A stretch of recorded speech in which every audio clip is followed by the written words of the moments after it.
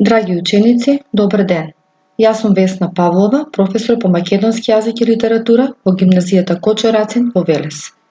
Оваа видео лекција е намената за учениците од средното гимназиско образование по предметот македонски јазик и литература, втора година на изучување. Наставната единица планирана за овој час е Ренесансата во Англија, Вилијам Шекспир и неговото дело трагедијата Хамлет. Пред да поминеме на споменатата наставна единица, преку неколку прашања ќе повториме за литературниот правец Ренесанса, правец или период кој го наследува средновековниот период. Првото прашање се однесува на појавата на Ренесансата, односно со што е поврзана појавата на Ренесансата во европските земји.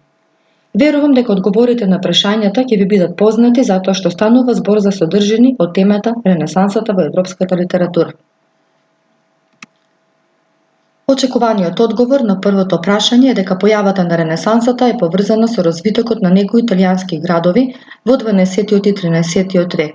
Во тоа време Италија била најнапредна земја во средновековна Европа, а за сето тоа допринела и незината поволна географска положба која овозможила брз напредок на трговијата и развој на градовите. Го поставувам второто прашање. Која класа се појавила на општествената сцена? Која била незината цел? На општествената сцена се појавила буржуазијата. Незината цел било започнување на борба за економско господство и политичка власт. И третото прашање, што допринело за ширење на ренесансните идеи? За ширење на ренесансните идеи допринеле географските откритија, како пронаоѓањето на Америка, откривањето на поморскиот пат кон Индија, научните пронајдоци како компас, телескоп и печатница. Значи, почетокот на Ренесансата се поврзува со Италија. Италијанската Ренесанса дала повеќе писатели, меѓу кои Данте Алигјери, Џовани Бокачо, Торквато Тасо и други. Незиниот развој продолжува и во другите европски земји, Германија, Шпанија, Франција и Англија.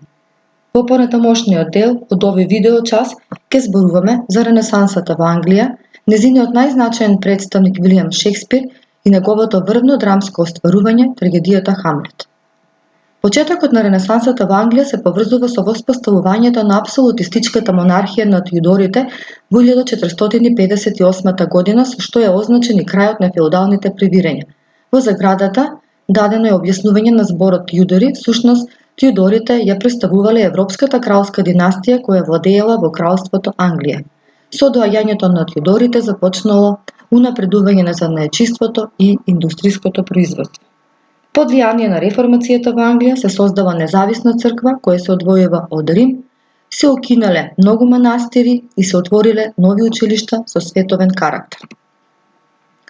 Голем придонес за ширењето на ренесансните идеи имало и воведувањето на печатарската техника во 1475 година. Во почетокот на 16 век, англиските хуманисти почнале да му придаваат големо значење на театарот како средство за ширење на новите ренесансни идеи и погледи за животот. Се појавила и цела плејада на поети кои пишувале љубовни песни и сонети, кои исто како и драмските писатели се стремеле за ослободување од средновековието. Најпознат меѓу англиските поети бил поетот Сидни. Под негово влијание многу англиски поети почнале да пишуваат сонети, меѓу кои и Вилијам Шекспир и Спенсер. Но сепак, драмата била најдостапен литературен вид во англиската литература од крајот на 16 век. Театарот доживеал голем растот благодарение на поддршката од кралскиот двор и народот. Драмските писатели своите дела ги пишувале според принципите што за драмата ги одредил Аристотел во својата поетика.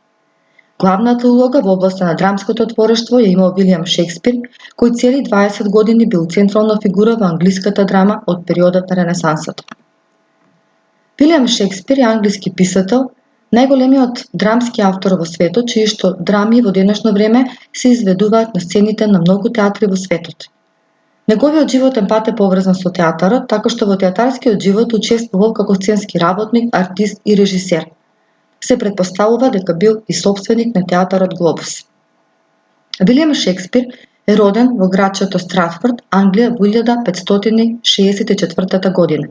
Неговиот татко бил имашлив граѓанин, а извесен период бил и претседател на општината во Стратфорд.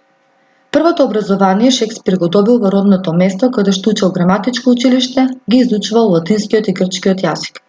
Поради големата љубов кон театарот, во 1857 година дошол во Лондон и стапил во театарската група чии членови го изградиле театарот Глобус. Во овој театар за прв пат биле поставени драмите на Шекспир. Пред да стапи во театарската група, Шекспир пишувал драми, но тие биле преработки на стари драми.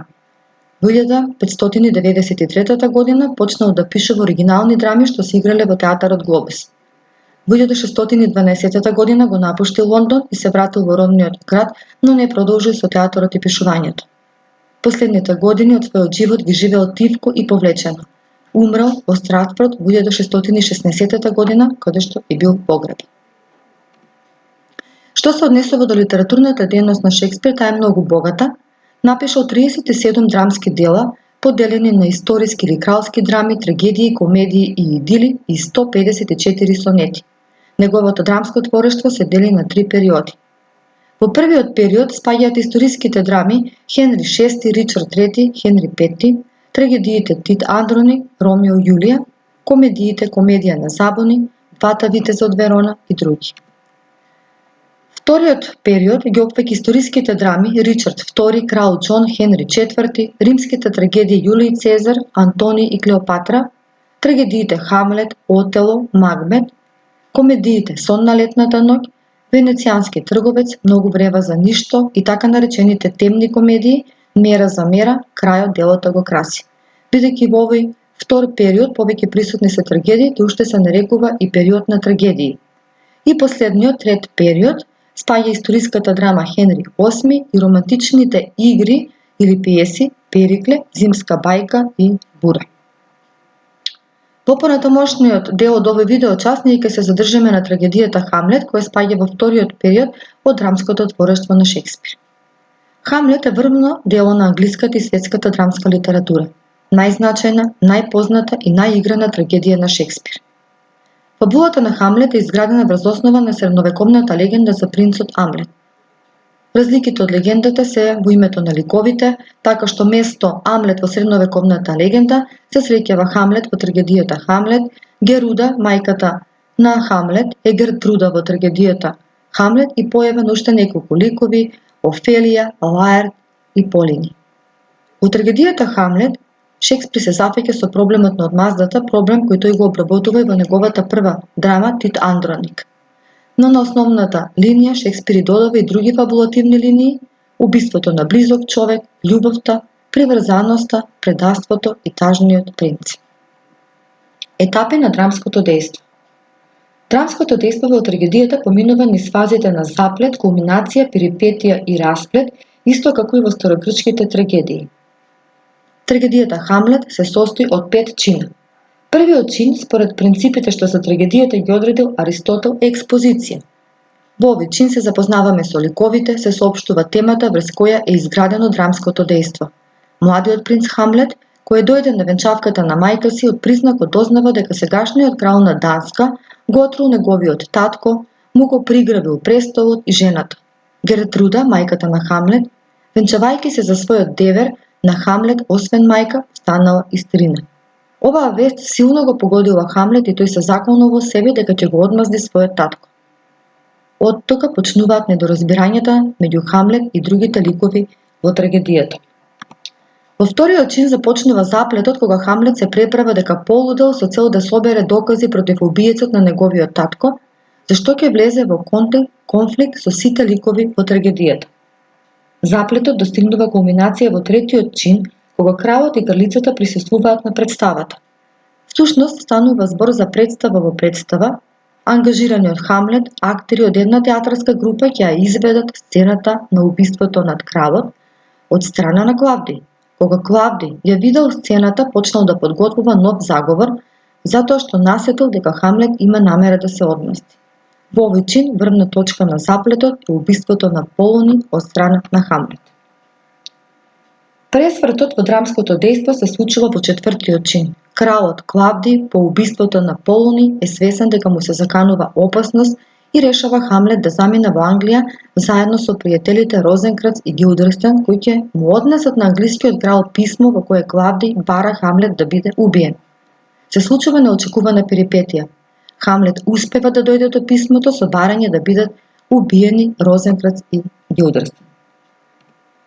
Во петиот чин е даден распетот на драмското дејство, прикажан е двобојот меѓу Хамлет и Лаерт по барање на Клавдиј, кој му ветува на Лаерт дека ќе му даде меч чија острица е премачкана со отров. Во двобојот Лаерт умира затруен од сопствениот меч.